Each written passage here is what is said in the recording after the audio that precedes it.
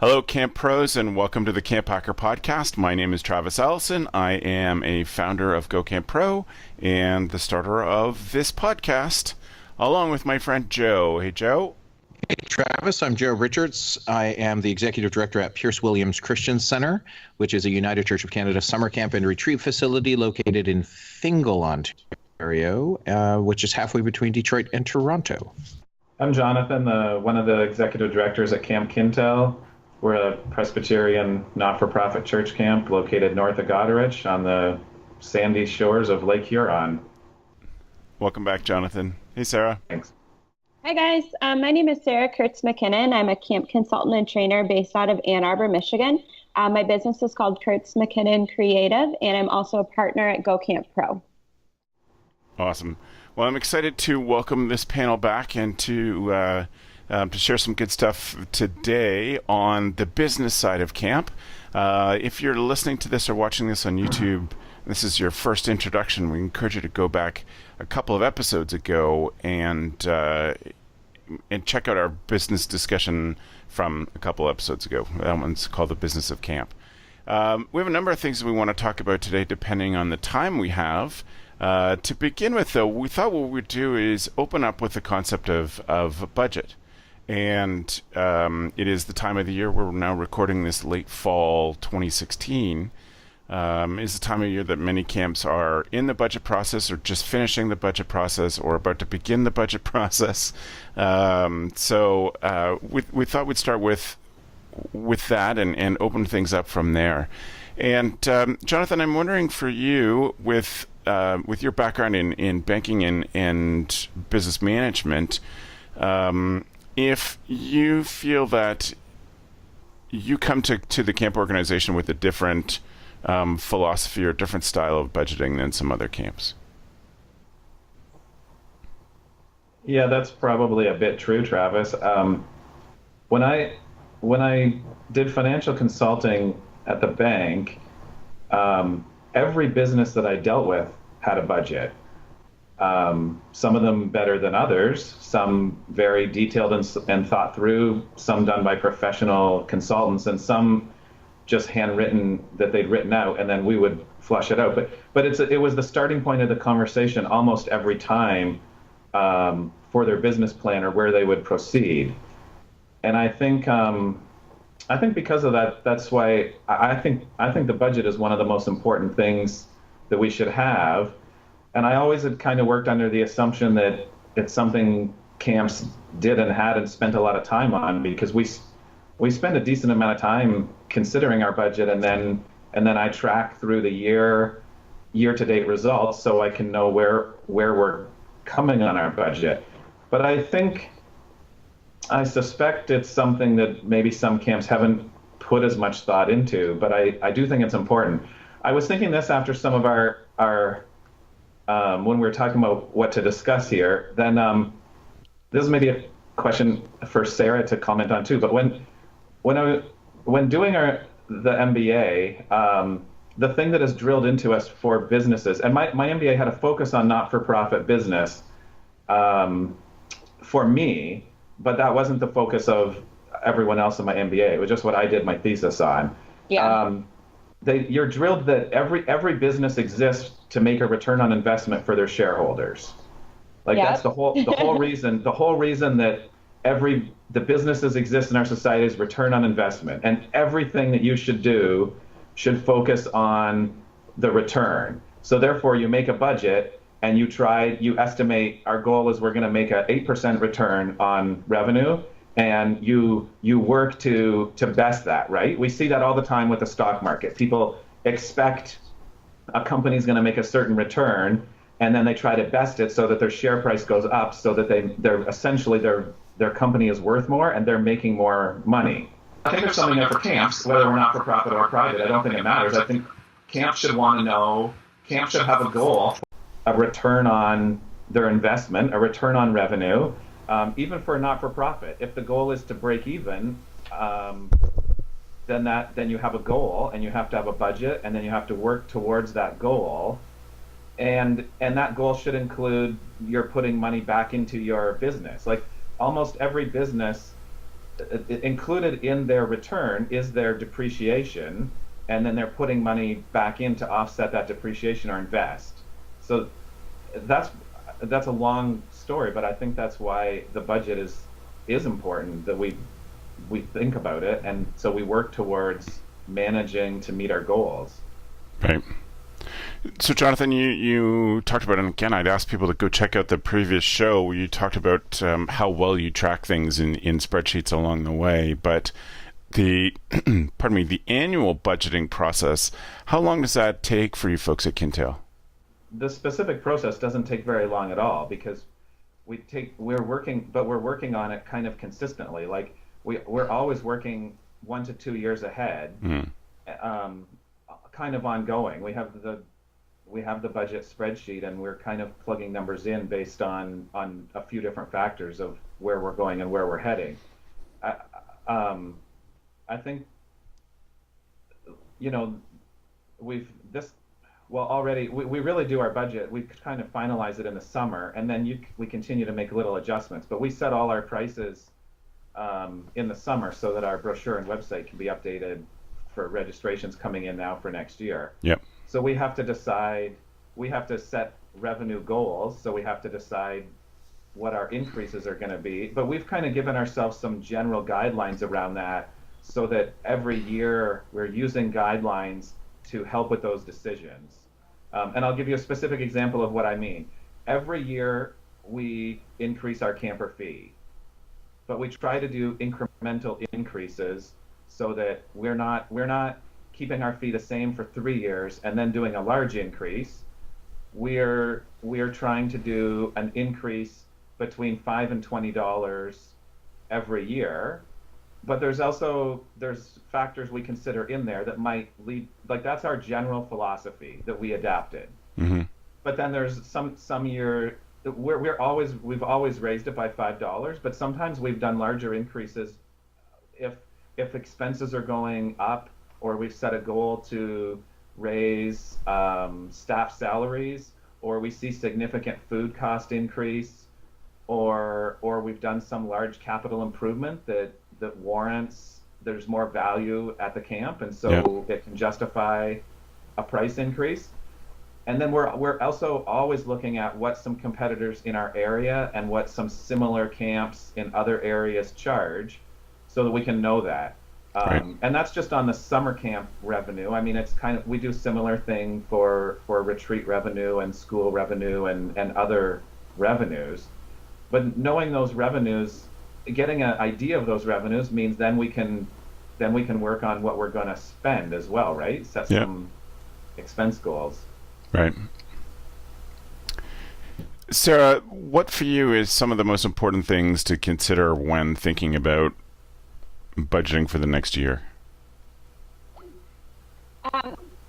So I think budgeting at first, like my first year, it was like a really overwhelming prospect. I hadn't really written a budget before, and I thought it was going to be like all about kind of like hardcore numbers and like calculations, and like there's certainly a lot of calculations that you have to do, number crunching.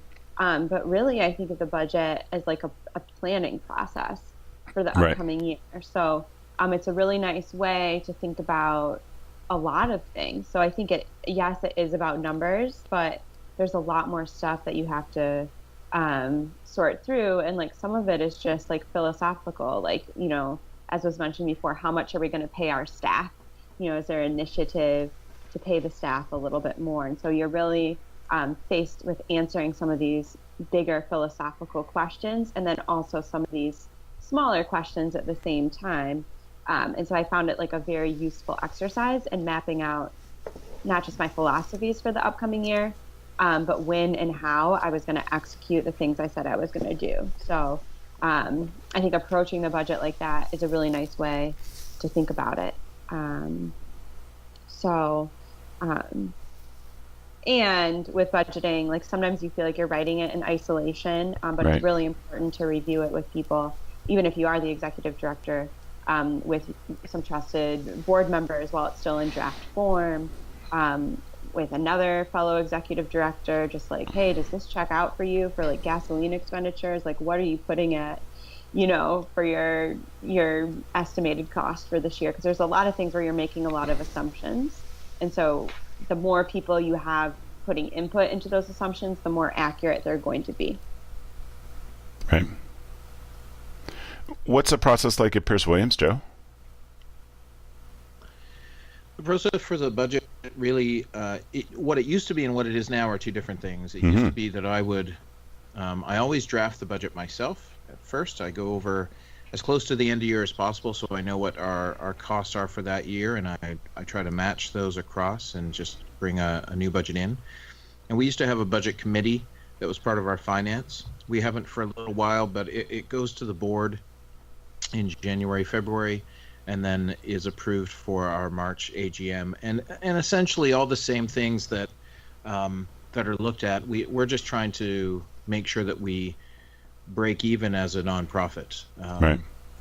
And there's a couple of things that Jonathan mentioned where we don't break even, which is we have not built our amortization into our budget. So for those who aren't budget savvy, essentially we're amortizing our buildings that we've owned for 60 years, and just due to rules in Canada, we had to a few years ago put those in our budget lines now, and so we're paying $50,000 to $70,000 every year on paper to amortize those buildings. And in theory, I should be making $50,000 to $70,000 in real cash to put back into those buildings for maintenance and upkeep, so that over the course of the next 20 to 30 years, all of our buildings would be kept up right. moving forward. And so right now, it looks like on paper that we take a loss of that $50,000 to $70,000 every year, but really it's buildings we own, so it's not a true loss of cash. But our board is currently correcting that, and so we talk a lot right now about budgets and our camp pricing. We have not been doing pricing correctly. As a ministry, a lot of United Church camps in Canada have kept their rates artificially low just to make sure that camp stays affordable to campers. But the challenge that has led to is that now you have a whole bunch of camps with low prices and not enough money to invest in the infrastructure or in the staffing, and so you're starting to get a lot of challenges in those areas. So we're slowly correcting those things, and by slowly I mean like this year we have a $50 or a $60 increase in our camp fees, so it's a big jump. Yep. But these things happen. Right. And, all right.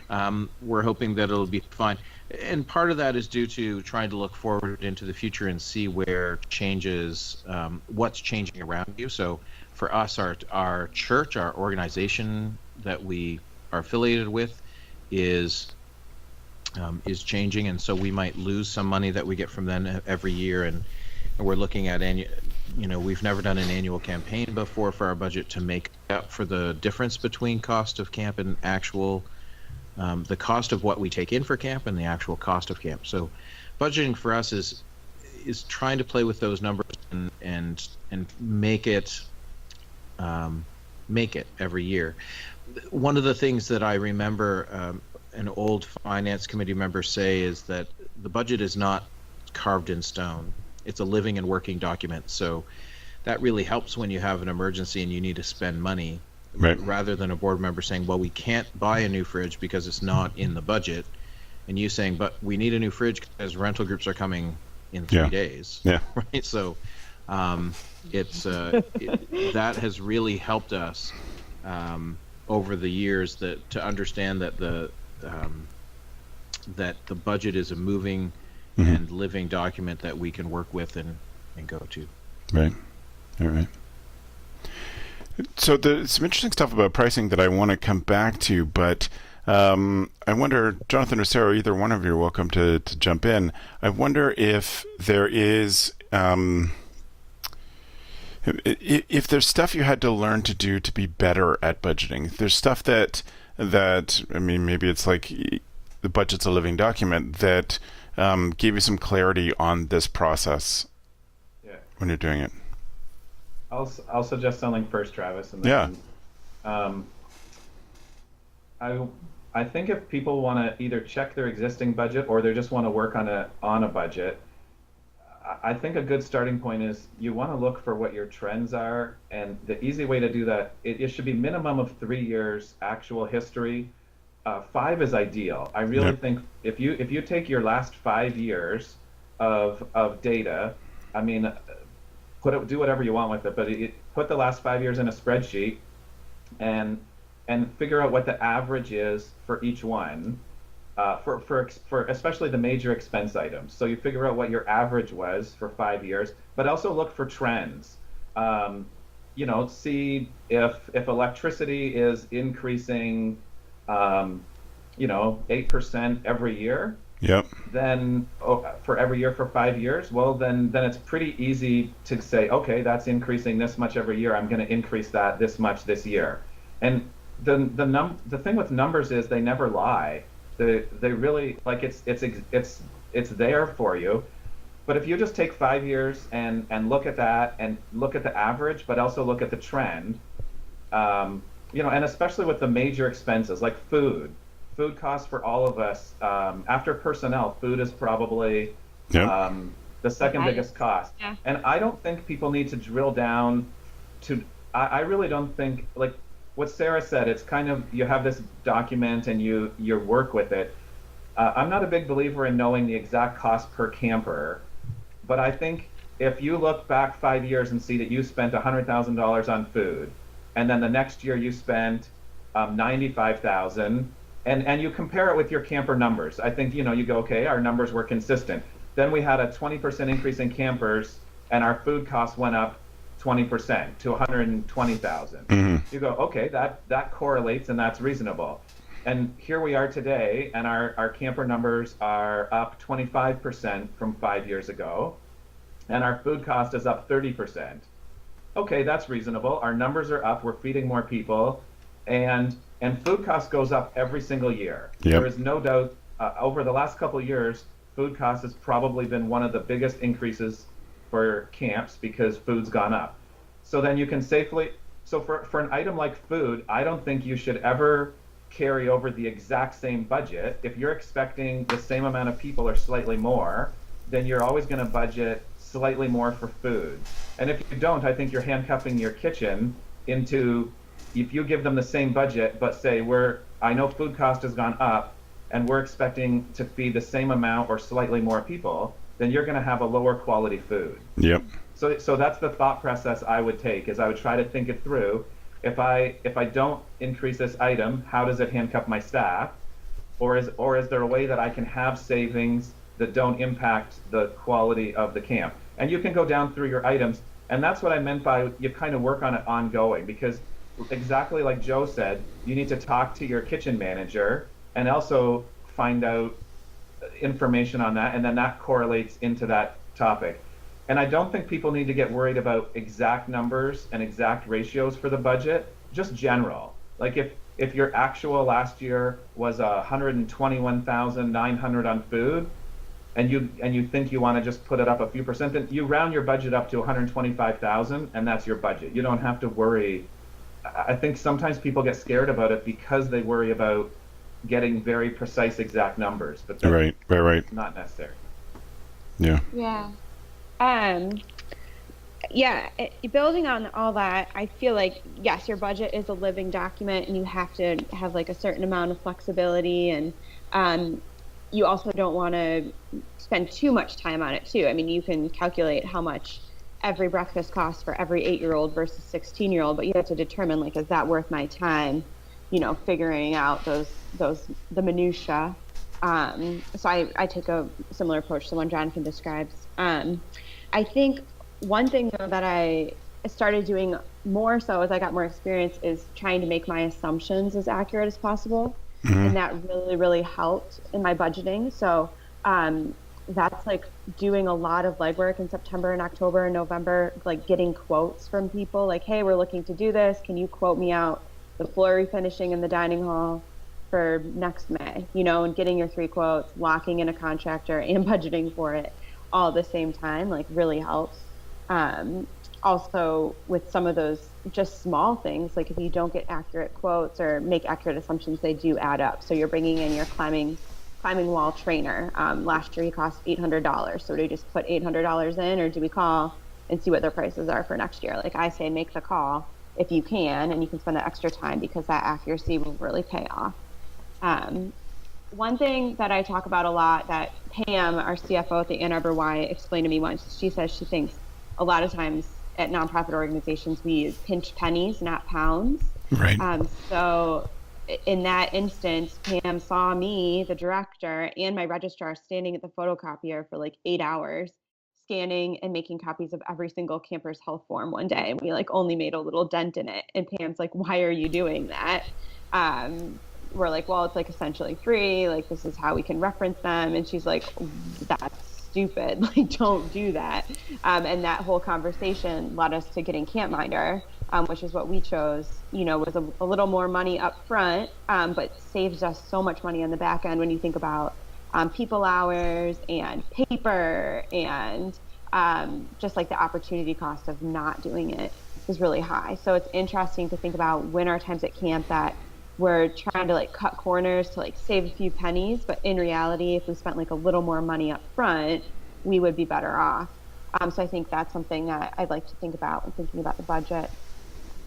And then the third thing I wrote down here when I was thinking that I really appreciated was that the Ann Arbor Y, we did a capital repair and replacement plan.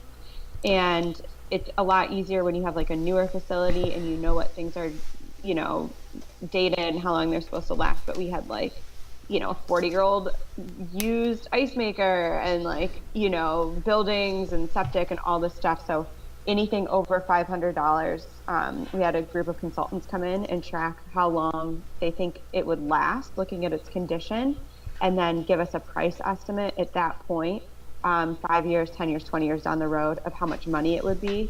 And so that real systematic process prevented us from having a lot of surprises. And so we knew, okay, like 2016 is coming up, we're going to need to replace the ovens. It's already planned for, and it's not one of those like, oh my gosh, the oven's broke. Now we have to drop $10,000 on new commercial ovens. So Right. The capital repair and replacement plan cost money in the beginning, but I think it is going to pay off, throughout the next 20 or 30 years. And then we add to that, as we buy new things. So that was something that we did there.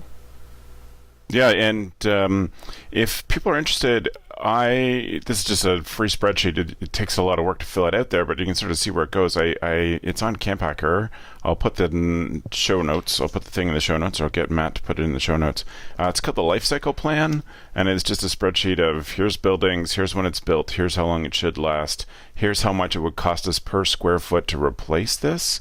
We didn't do it with a consultant, and we didn't get down to we didn't do enough of the machinery kind of things like ovens, but it was just for buildings for 1 year for some capital planning we did.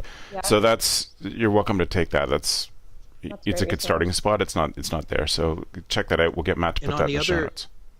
On the other side of that, you can go with a full site audit, which is a great way to plan your future budgetary needs and at least know what you're getting into.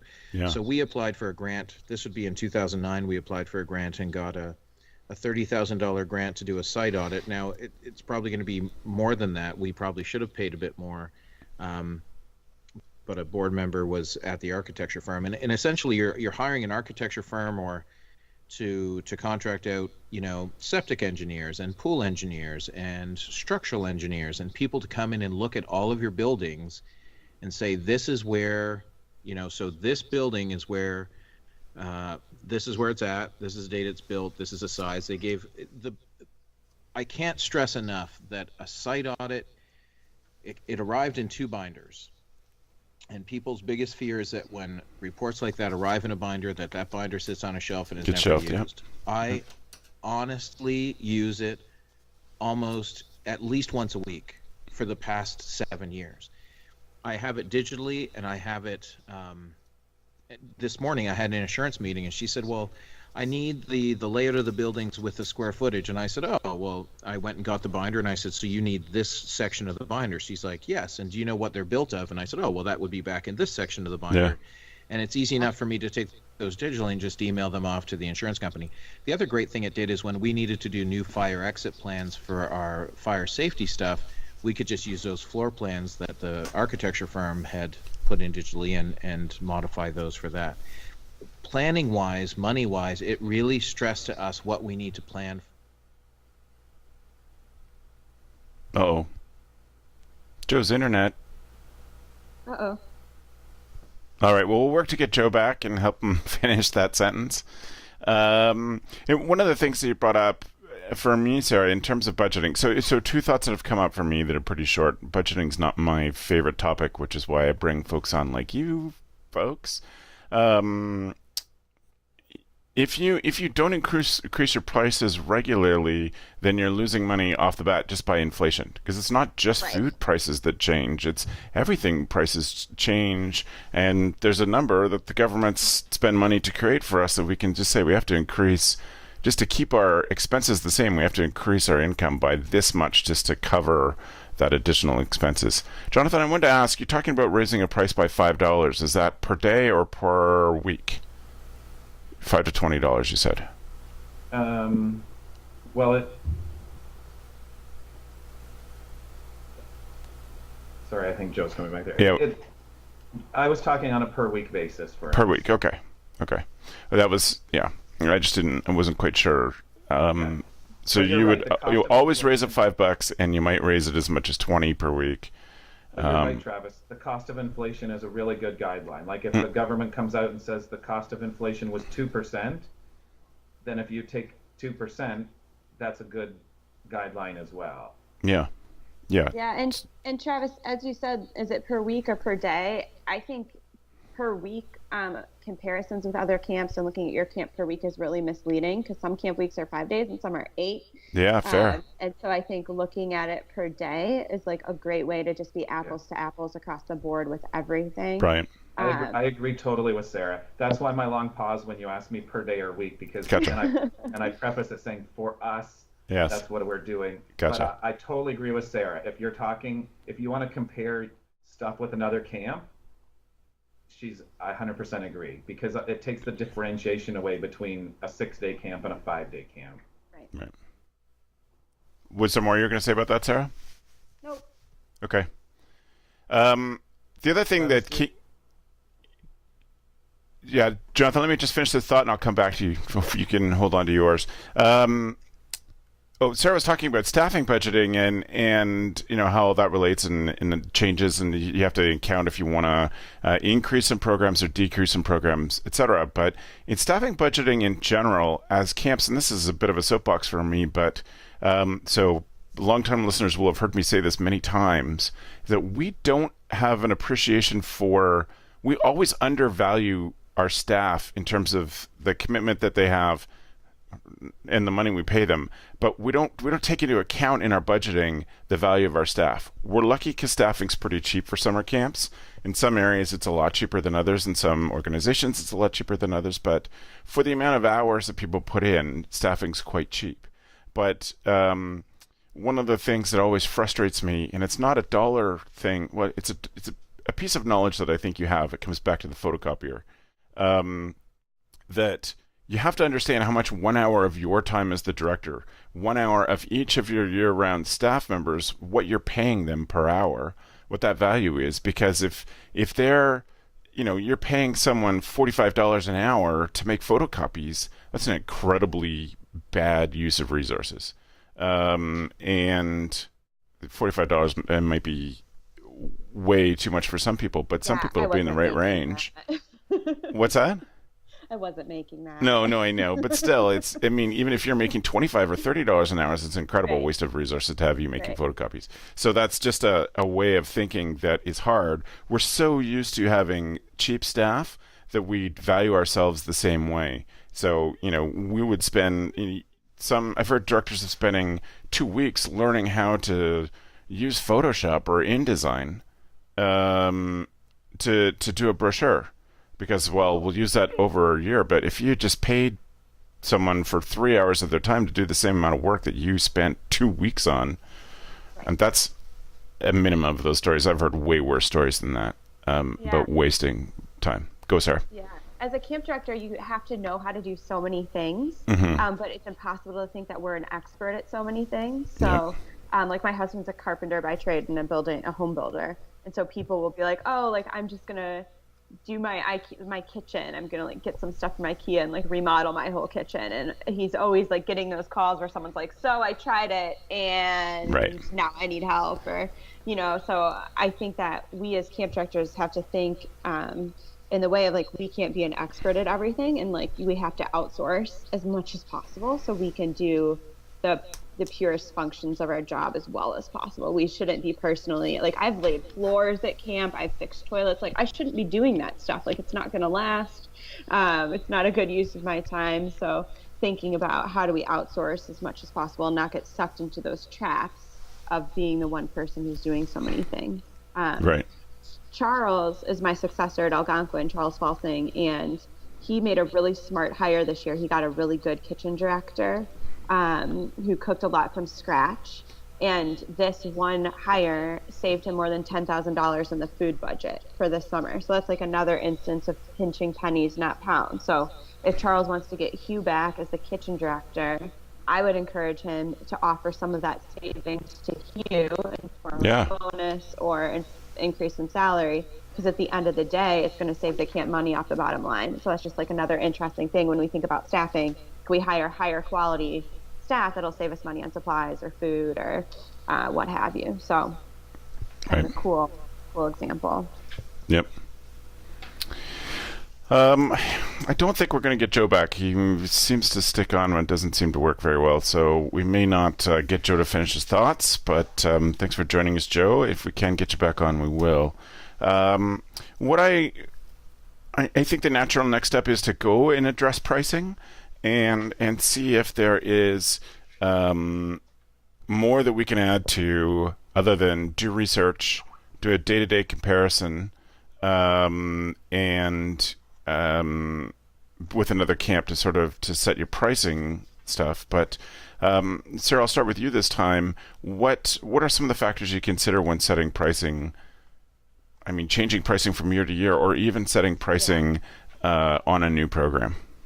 So we did a lot of pricing work in one of our marketing classes last year, and one of the first things that we would think about is, are you setting your price for acquisition or retention? So you have to obviously meet your bottom line costs. For retention wise, it's my opinion, if people love your program and you have a robust scholarship program, so you're not letting people slip through the cracks. But if people love your program, they're not going to blink an eye at a 2%, a 5% increase. They understand it. It's a cost of operation. It's just the way things are. No one is going to leave your camp because you're trying to keep up with the price of inflation or anything like that, or build a new building or some of those things. So that's the acquisition side of things. I think that's the retention side of things. On the acquisition side of things, I think that's where people get tripped up at camp because, when people like try to do like cheap promotions or different things, that can get like very confusing because you also don't want to discount your camp so much that it appears to be like too cheap. Do you know what I mean by that, Jonathan? Like you don't want to like run a promotion, and like I wouldn't send a kid of mine to like a super cheap camp. I'd be like, well, they don't have any staff. Like how are they doing things? Like what's going on? So you have to set your baseline price at like a reasonable level, and I don't think that we're going to attract campers just by offering like discounts or cheap rates necessarily. It has to be like deeper than that for a price of something like summer camp that's not just like milk at the grocery store. Like this is an investment decision and not like a one-time purchase. Yeah, I totally agree with you, Sarah. And I think what you're saying is exactly right. And I think parents would rather see some capital improvement at the camp and pay a larger fee, knowing that some of that is happening, or knowing that their children are getting excellent care because you hired more staff or you increased the staff pay or however you're doing it to make things great for their kids. Right. But they would pay more for that, not less. I 100% agree with you. Right. And do you guys have Groupon in Canada? Yep. Yes.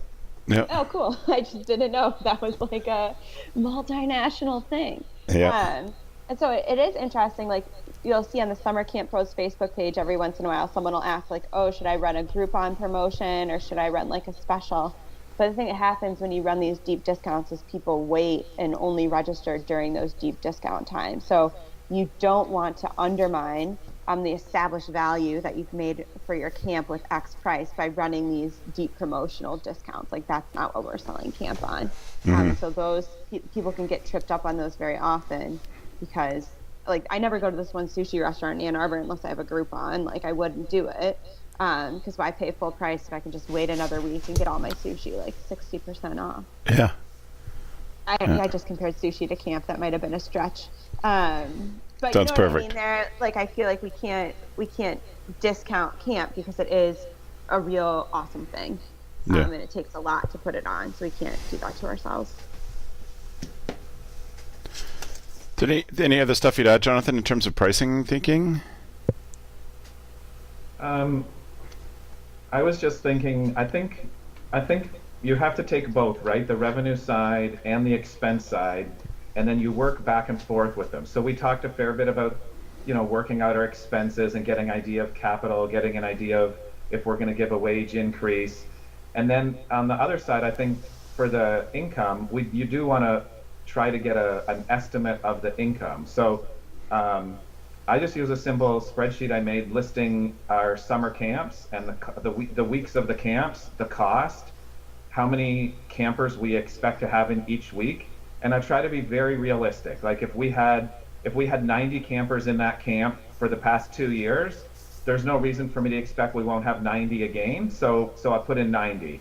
And then on an overall basis, say we had 1,400 campers last summer and we grew by 10%, then it's realistic to think that something like that could happen again. So, I kind of work down, and then you get that number, and then it gives you a solid revenue number, and then you can make little adjustments. You can say, okay, well, really, based on my expenses, I was really hoping to get $500,000 of camper revenue, and so then you can play with your pricing a bit and say, okay, well, if those expenses are gonna be met, and I want this revenue target, then I'm gonna have to increase my price by $30 a camper, or I'm gonna have to have more volume of campers. So how am I gonna achieve that? And it's some give and take, thinking about your plan, or you have to cut the expense. Right. And then on your other revenue items, it's almost identical, I think, where you can look at the groups that you had, and you have a good idea if they're going to return, or you're booking some new groups, or what you're hoping for, and you get approximate revenue for those, and you say, okay, I think it's achievable that we're going to have, $400,000 in whether it's rental, retreat, conference, whatever we all call it. There's revenue there, and then your other revenue streams as well. You look at it, and so then you get those, and you just see if that totals up to your expenses, and then it's give and take after that, right? It's saying, okay, my camper revenue, I'm not comfortable putting it any higher, but I am comfortable bumping up my retreat revenue because I'm pretty sure. There was one weekend, there was a really empty weekend that I'm pretty sure I could fill. And so you have to think like that, I think, and then give and take. Yeah. And one other thing that Sarah made me think of that we'll often do is we save some of our capital expense till the fall. So like most if you're a private business, you could have your year end at different times, but most not-for-profits have a December 31st year end, as we do. So then we'll wait until into the summer or into September when we see if we've met our budget or exceeded it. And then we can do some of our capital spending. It's budgeted, but it kind of,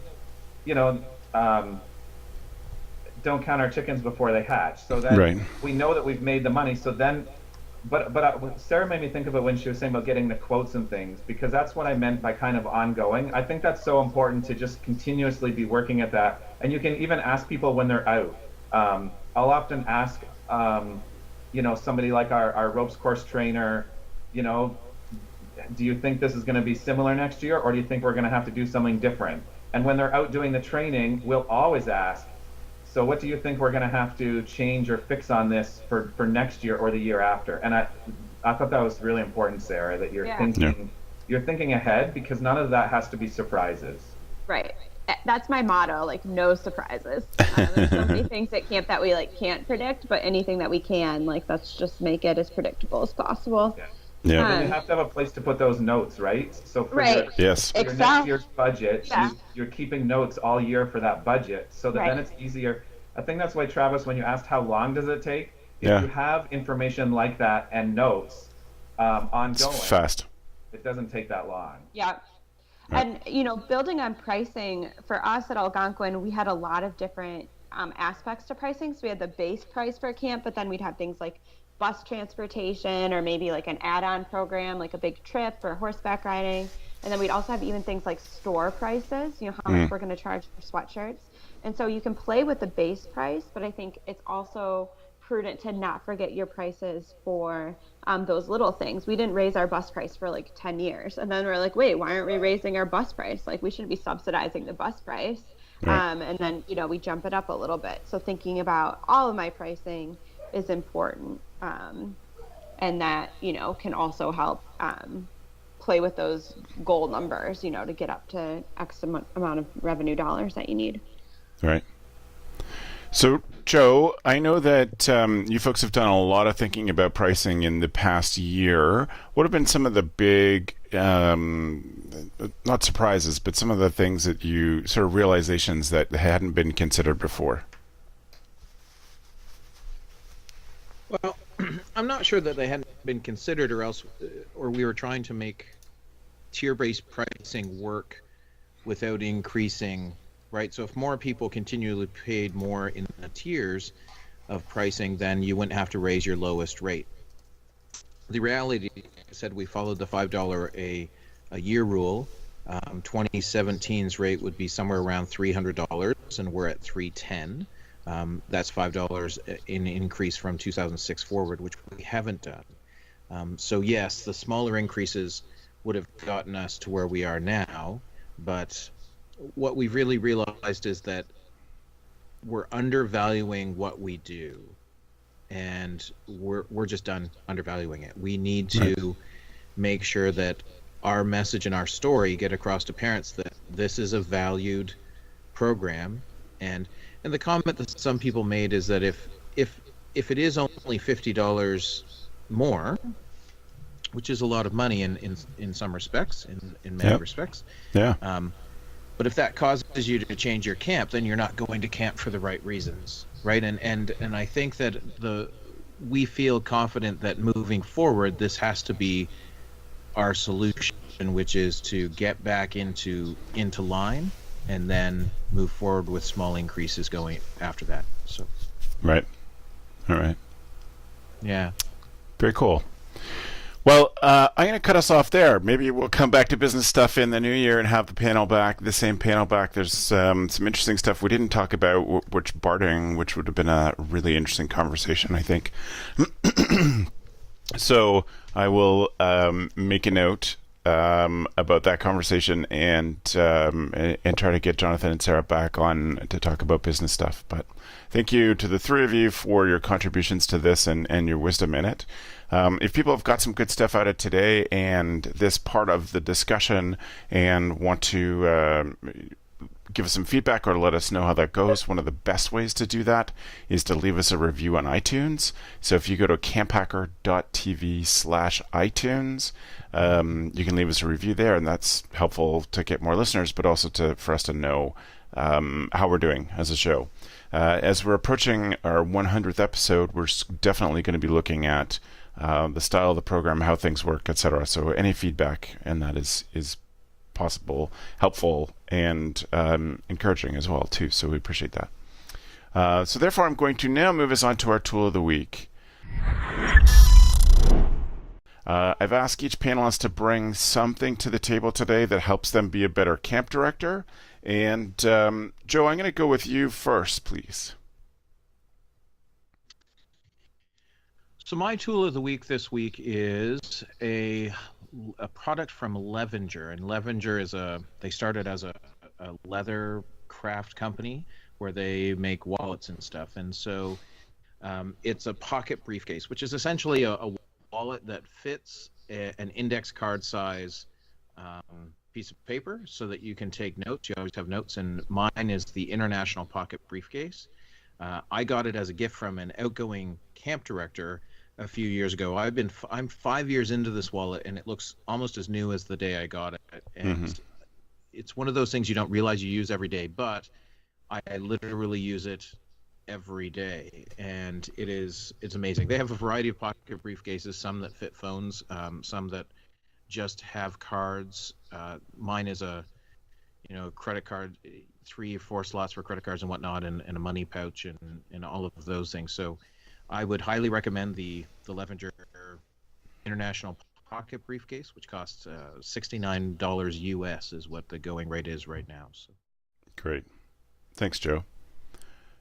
Joe, just in case, since we're having trouble with your internet today, just in case you get cut off again, I'd like to take this time and say goodbye and thank you for joining us. Can you let people know how they can get in touch with you if they have follow-up questions? Yeah. So if people have follow-up questions, they can visit our camp website at campisbetter.com, and you can reach me through that camp website, or you can see what my social media you can connect to through my own website, which is yoyojoe.com, yoyojoe.com. Thanks, Joe. Thank you. Sarah, what's your tool of the week? Sarah, you're muted. We'll get you back on. I'm there here. You go. I brought an app that's pretty simple. It's called TurboScan. So I don't know, you guys probably can't see it, but it just like turns your smartphone into a scanner. I don't think it costs more than like $4. And I use it to scan all my business receipts. So as soon as I get them, I just scan them. The quality is fine, and then I have them sorted into different sections according to my budget, and then you can email yourself a PDF of all the receipts. I've also found it very helpful for even scanning like full documents. So it's just a great scanner device on the go. It certainly helped me stay a lot more organized. It's awesome. Thank you. Yeah. And we'll get Matt to check and see if that's on both iOS and Android. Take a look for that. Yeah, not so sure. Yeah. You're on iOS? Yes. You're on iPhone? Okay. Cool. Jonathan, yours? Oh, Travis. Today I want to say my tool of the week is my DeWalt drill driver. Yes. Sometimes when I want to break from the office, it's nice to go out and do something with a site manager, help out. And I got a new DeWalt drill this past year, and it's a brushless drill, and the battery lasts 3 to 4 times longer, and it's such a nice drill driver, and it's just fun to go out and use that sometimes. Yes. Especially if you're in the office a lot, it's important to take breaks, because sometimes it can be counterproductive. Right. So, that is. Or it's just a good investment for camps to make for their site manager or maintenance staff. I think a good quality drill driver, and one that's brushless where the battery lasts so much longer, it's great to have. That is awesome. And so is DeWalt. Right. Okay. That's cool. I love that pick, Jonathan. My pick is on a different theme. I was just looking around for stuff that I had found influential, and since we were being so businessy, I thought I'd move us with my pick just to some communication stuff. A really interesting book called 20 Ads That Changed the World. And it is 20 ads that shook the world, not changed the world. It's some interesting stuff in terms about the psychology of marketing, and some really good stuff there for things that have had a huge impact on other marketing things. So I'm always trying to think of better ways to communicate what we do at camp. One of the things I was thinking about today is how we make these decisions on spreadsheets and how they have to be communicated to people, such as raising your prices, or why you're moving to a regular increase in price when you've been avoiding it.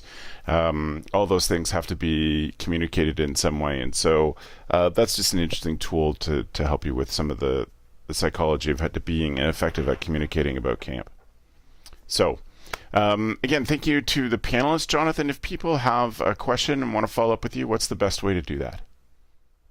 Through our camp website, campkintail.ca, and my email is grow@campkintail.ca. Great. And for those of you who don't know, Camp Kintail, Kintail is spelled Kintail. And Jonathan, thanks for being on the program. We really appreciate it. Thanks, Travis. It was awesome to have you. Sarah? Yeah, my website is kurtzmckinnoncreative.com, KurtzMckinnon creative. And my email and phone, etc., social media are all on there. So that's thanks perfect. For having me. Yeah, thanks for being here, Sarah. That's awesome. So again, we thank everybody for joining us. If you have you want links to the tools of the week or some of these other things that we're making Matt put in as he edits, please do go to camphacker.tv/podcast, and you can find all the notes there and previous episodes.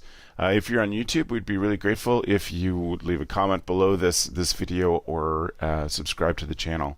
And all these shows, the past 95 episodes, they're all available for free. If you subscribe using your phone, you'll get the next one delivered to your phone for free when it comes out. You don't have to keep coming back here. We do want to take a minute and thank Matt for all his work that he does in editing these shows together when people drop out or I have to jump out of the shot for a minute because people are pounding on my door. We're really grateful for all that he does, and that's awesome. We're grateful for all the stuff he does for CampHacker and for the show in particular. So, camphacker.tv is our address. If you have any follow up with me, Travis at camphacker.tv, or I am at CampHacker on the socials. Great discussion. I look forward to many more discussions with the people involved in this show today. And thank you for the evening, friends.